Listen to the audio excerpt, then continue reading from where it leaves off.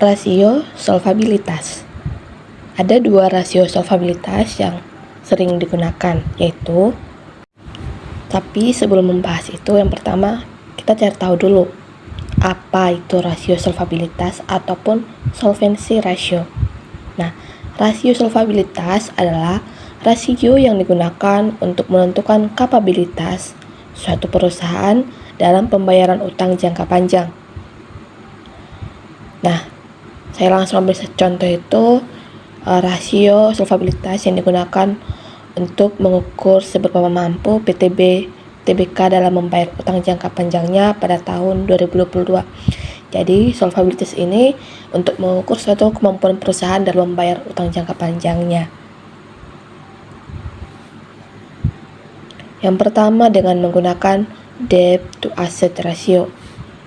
Debt ratio adalah rasio solvabilitas yang digunakan dalam membuat penilaian mengenai kapasitas perusahaan berdasarkan besaran utang agar bisa membiayai aset. Nah, dengan menggunakan rasio ini, maka total semua aset dengan uang akan dibandingkan. Semakin rendah rasio ini artinya semakin baik bagi perusahaan. Jadi, hukum dari debt ratio ini semakin rendah angka yang kita hasilkan saat melakukan perhitungan, maka semakin baik bagi perusahaan. Nah, contoh cara perhitungannya yaitu debt ratio PTBTBK menggunakan rumus total liabilitas per total aset ataupun total utang per total harta. Nah, diketahui total utang dari PTBTBK ini adalah 2.880.998 juta. Dibagi total asetnya maka hasilnya 0,33. Nah, yang kedua, debt to equity ratio atau DER. Nah, debt to equity ratio adalah perbandingan utang dengan ekuitas ataupun kepemilikan berupa nilai uang. Berarti pinjaman jangan melebihi modal yang akan membuat kewajiban yang ditanggung perusahaan juga tak akan bertambah. Nah, makin rendah nilai DER artinya performa perusahaan punya solvabilitas yang baik, sebab modal untuk menjamin utang nilainya cukup besar. Nah, kalau yang pertama tadi dengan harta yang dimilikinya, kalau equity dengan modal yang dimilikinya. Jadi, dari sini kita bisa melihat seberapa mampu perusahaan membayar utangnya dari modalnya yang dimiliki oleh perusahaan tersebut. Nah, ini hukumnya juga sama. Semakin rendah angka yang kita hasilkan, maka akan semakin baik. Nah, umumnya itu jika di bawah 1, maka itu termasuk perusahaan yang cukup baik dalam membayar utangnya.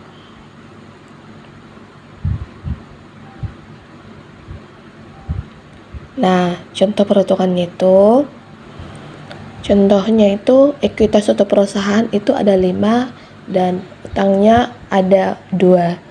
Nah, bisa kita hitung total liabilitas per total ekuitas yaitu 2 dibagi 5 hasilnya 0,4. Dari situ kita bisa lihat bahwa hasilnya di bawah dari 1 ataupun termasuk rendah. Kita bisa simpulkan kalau perusahaan ataupun kondisi perusahaan tersebut memiliki kondisi keuangan yang baik dalam membayar utangnya.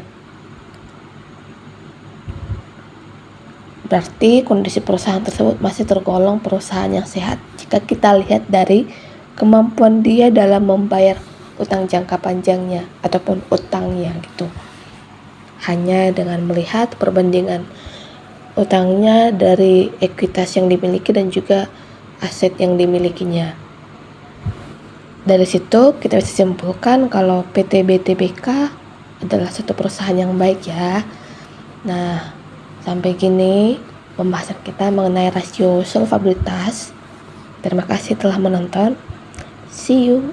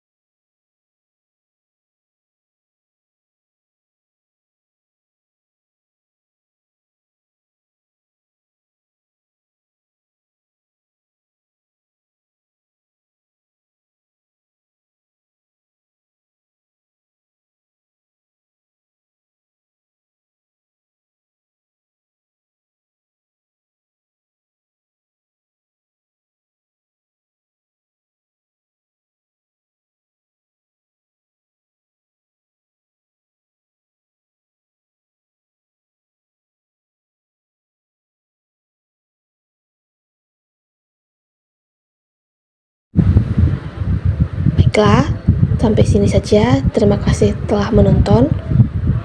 See you and bye-bye.